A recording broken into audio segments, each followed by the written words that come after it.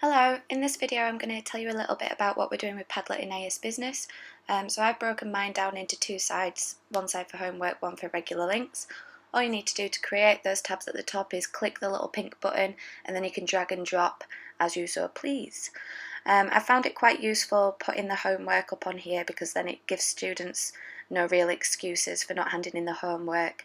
I have found that it's increased the amount of submission of homework on time if you put the dates on there and all the instructions rather than just giving them sheets, which will often forget. You can put full documents on there, which seems to have worked pretty well. Some students type it up on the computer, some of them will print it out and then write on it. It saves your printing costs. You can put snapshots from books instead of perhaps getting them to take the books home. I would suggest that if you're going to put links to things, you can put it in the picture, but it's better to put it in the main body of the text, otherwise they might struggle actually getting access to those links.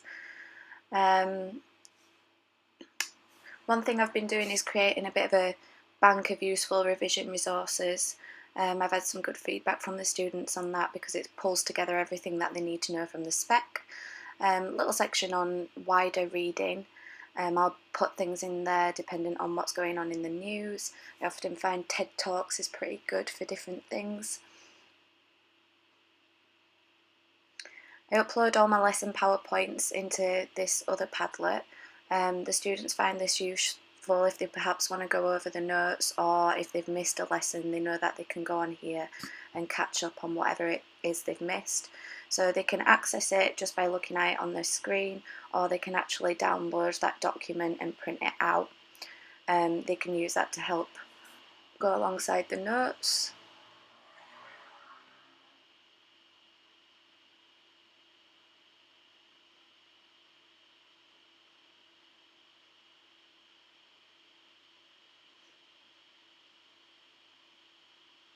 This is quite a nice little activity if you pick out all the key terms from what they've been learning about and then get them to do a presentation using as many of those key terms as they can. That works quite well.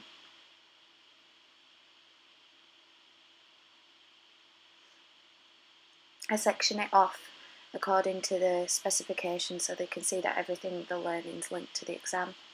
The class share is probably my favourite part of using Padlet. I'm trying to engage them in creating their own learning resources. So we set quite a lot of creative tasks where they've got to go away and make something based on what they've learned. So that instance, some of them decided to make a quiz on sales forecasting, some did a presentation. Here you can see some of the stuff they did on cost, revenue and profit. Some of them made presentations, some of them made posters. They quite enjoy this, and we sort of do it as a little bit of a competition. It's good to get all those resources in one place. So with this ownership lesson, we had them all on the Padlet, and then the students could get up and show each other their work and go through what they'd done. So that's sort of giving them a little bit of ownership over the lesson.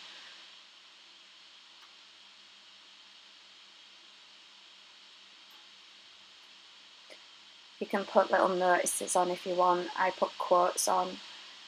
Section it off into content revision, so you can put links to quizzes.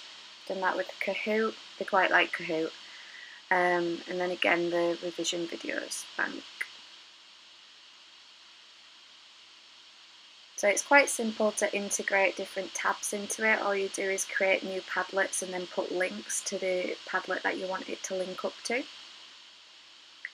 Bit of an exam technique section here. Obviously it's still early in the year, so we haven't got so much in there, but again there's some resources on there that the students have generated themselves in what they learned with exam technique.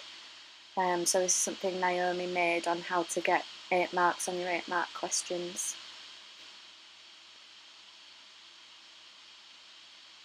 So yeah, I think there's quite a lot of scope for creativity in it. It's definitely worth trying and seeing if you can apply it to your subject area. My kids like it.